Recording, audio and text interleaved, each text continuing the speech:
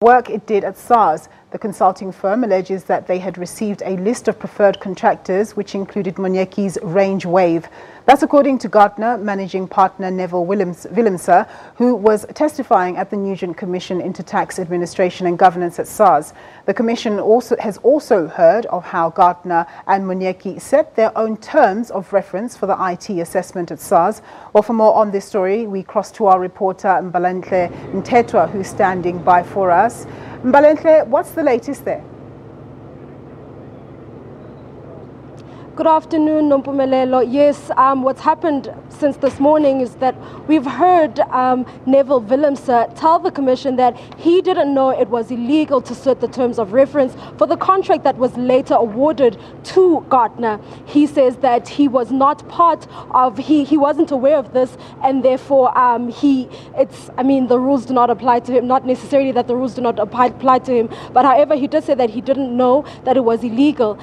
He also said that he didn't know of the relationship that Monyeki had with SARS. Now, Judge Nugent has questioned him about Monyeki possibly being the source of Gartner getting the contract, and that being the reason why he was able to actually get terms of reference and allow Monyeki to play such an important role and represent SARS in the manner that he did during when they set the terms of reference. Now, what happened also is that we've also learned that Monyeki, who is the head of Range Wave, is also a friend of suspended SARS Commissioner Tom Moyane, and that he also has close ties with SAP. He was given the contract. Basically, what's happened with, we had two people testifying from Gartner. We had one person who was Neville Willemse, and then we also had the managing vice president, who said that they actually had subcontracted Monyeki's company because on the basis that he had a good relationship with SAP, and that's why. However, when Neville Willemse was asked and questioned on why he had chosen to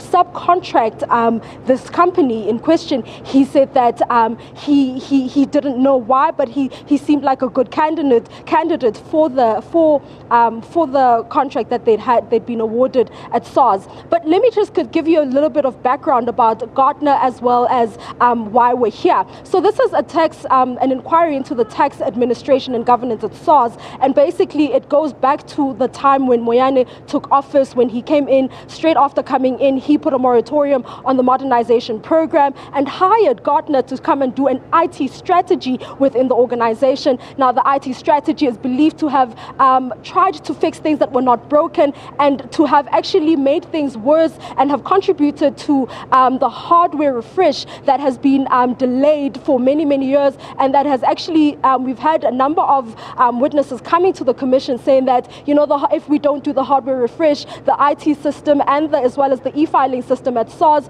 could be on the brink of collapse in a number of years, not right away, but in a number of years. Now, the IT, he then hired Gartner to come and do this IT strategy, which is blamed for having done all of those things at SARS.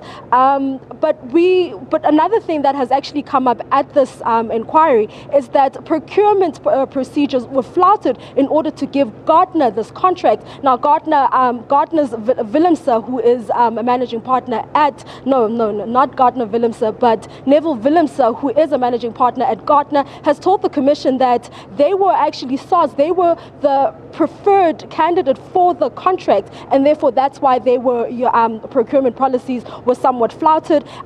There's this thing that they call deviations. Deviations are done in the event of an emergency or in the event of a sole provider. Now, Judge Nugent has questioned Willemse, saying that you are not a sole provider in this field and that there are other consulting firms that could have done the work that you did for SARS. And later on, Willemse did concede, saying that yes, we are not a sole provider in this area, and that procurement policies should have never been deviated from or flouted in order to give them the contract that they were awarded.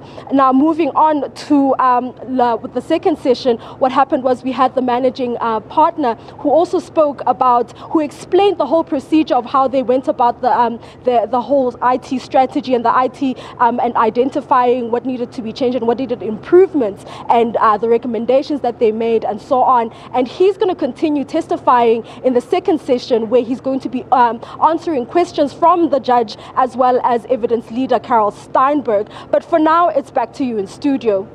Mbalenhle, if you can still hear me, when are the proceedings actually going to come to an end? Because the judge did say last week he was likely to close the inquiry today. Do you know anything about that? I think he is likely to close the inquiry today, because the only person who's being questioned at this moment is Gartner's managing partner. All right, Mbalenhle, we're going to leave it there. Thank you very much for that report. That was my colleague Mbalenhle Mthethwa reporting from the SARS inquiry. After a short break, we're going to take a look at the African markets.